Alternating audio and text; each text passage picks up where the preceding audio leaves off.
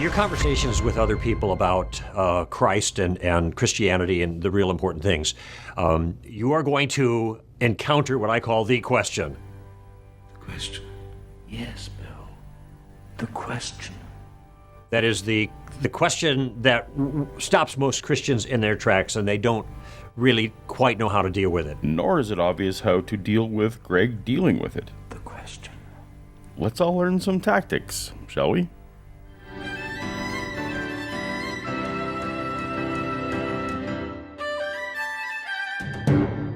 Welcome to Paulogia, where a former Christian takes a look at the claims of Christians.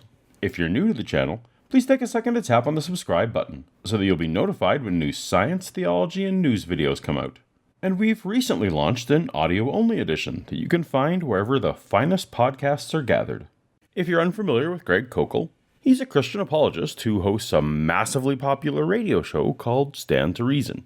His most famous book is called Tactics, a game plan for discussing your Christian convictions, in which, in the words of his publisher, you'll learn how to stop challengers in their tracks and how to turn the tables on questions or provocative statements.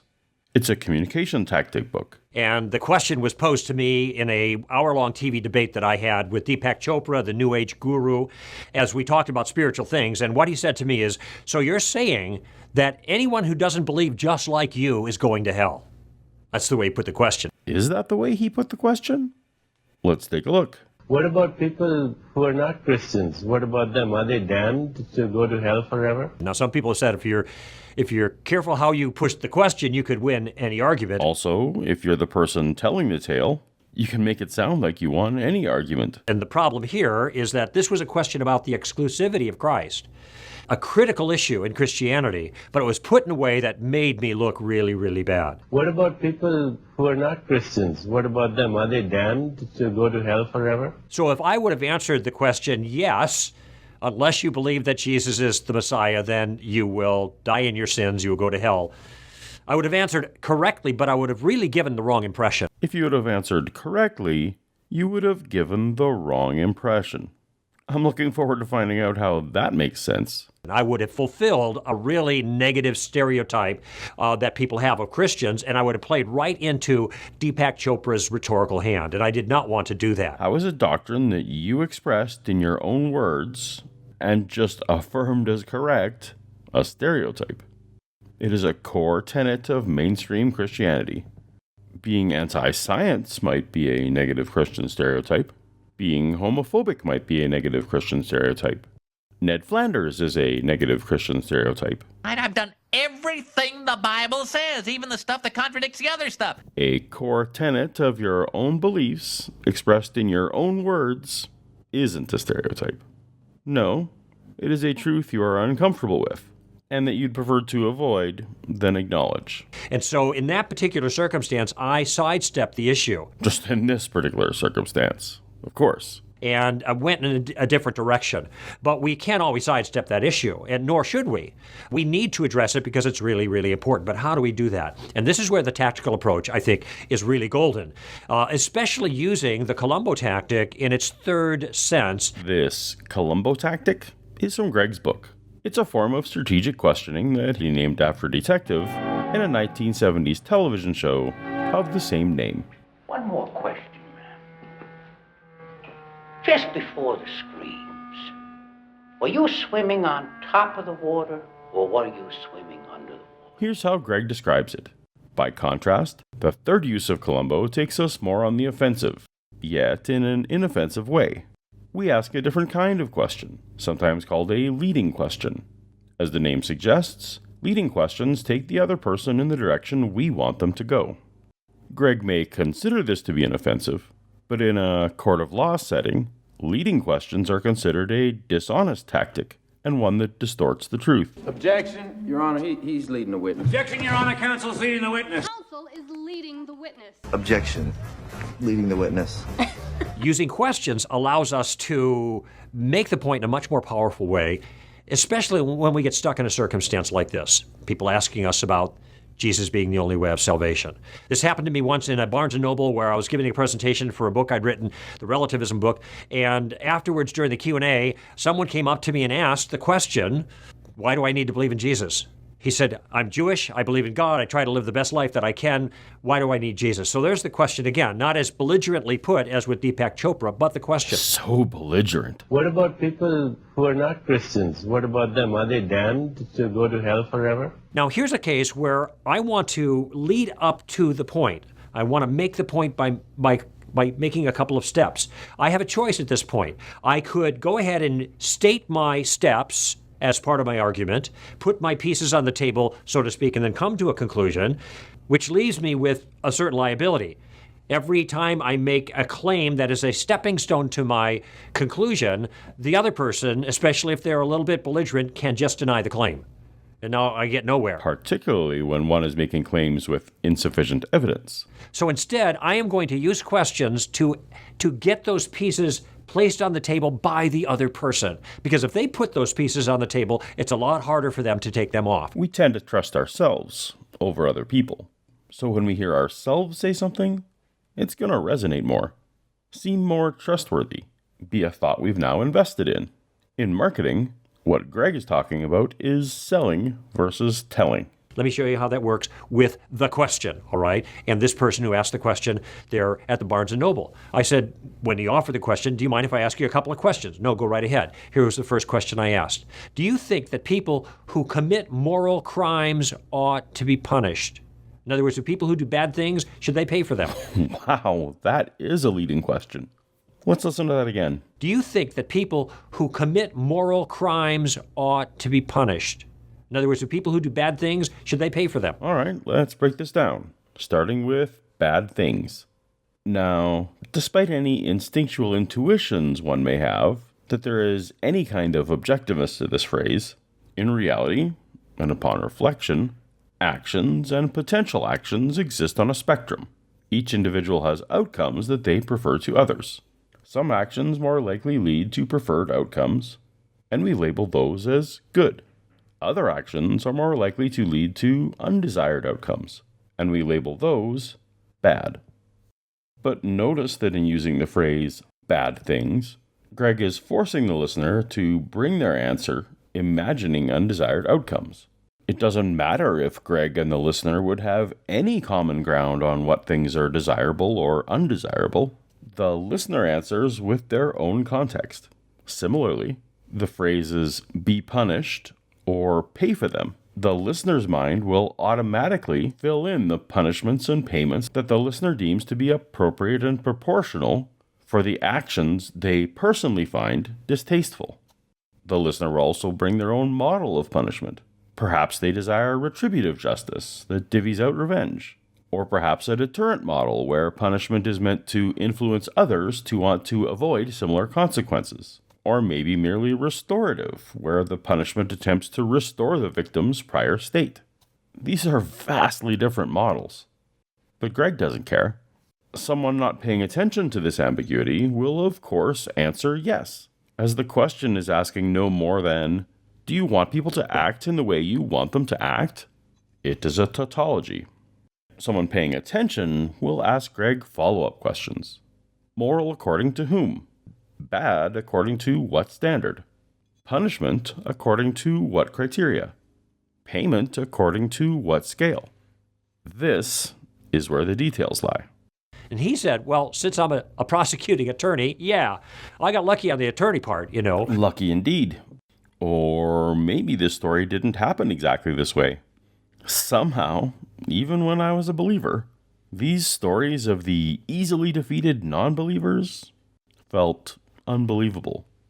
But taking Greg at his word, this prosecuting attorney had probably spent even more time than most forming opinions about what potential actions they considered to be bad or immoral, and what type and level of punishment they would prefer in response. And possibly even more likely that they and Greg would disagree on the details, should they discuss them.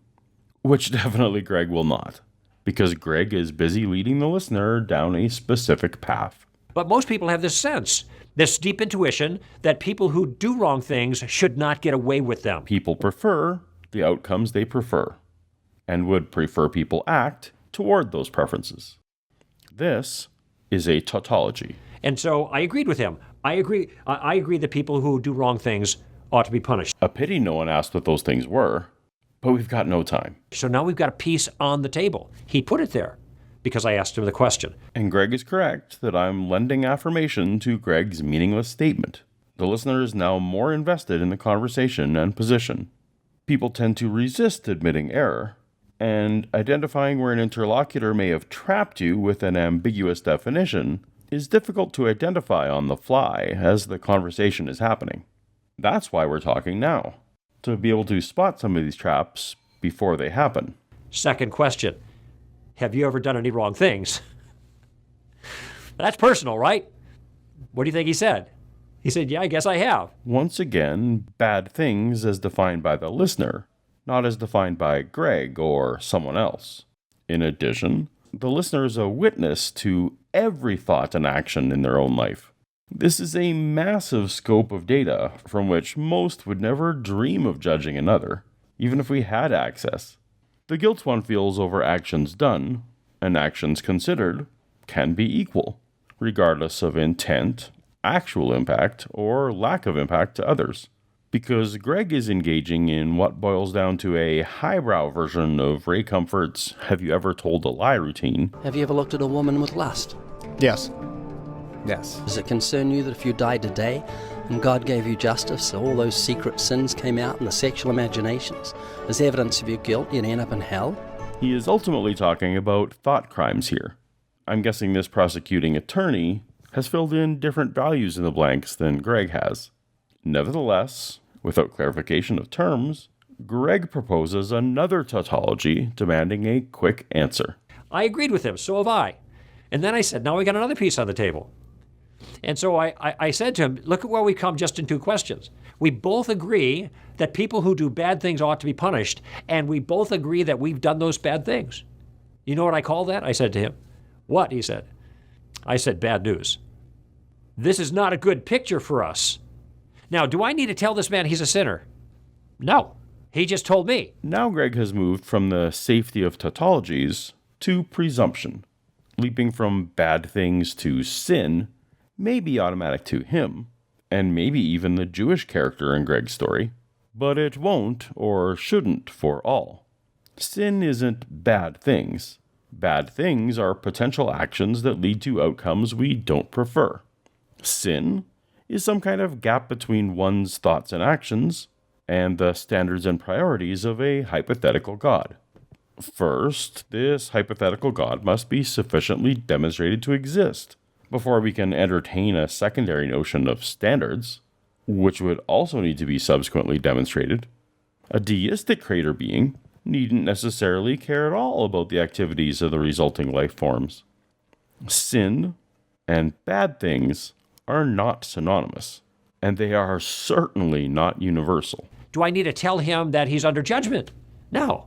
He just told me. The only judgment Greg's guest admitted to was his own judgment, since the only standard of bad that he admitted to was his own standard, and the only notion of punishment he endorsed was his own standard of punishment. Now, he wasn't thinking about that when he walked into the Barnes & Noble. But when I asked him a couple of simple questions that brought these moral intuitions, moral common sense really, to his awareness, he laid them right on the table. Now I've got something to work with. When you spoke about some third-party morality and punishment system, in the trappings of an individual's internal intuitions and preferences, you laid the bait for your bait-and-switch scheme. When practiced by a business entity's marketing, bait-and-switch can be illegal and punishable by a judge. This is probably on that prosecutor's list of bad things.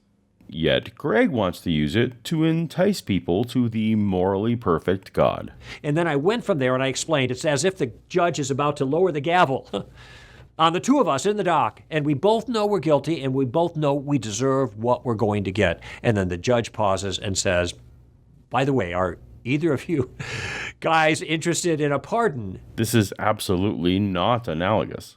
A judge who offers straight-up pardons to everyone who walks into his court would be a miscarriage of justice.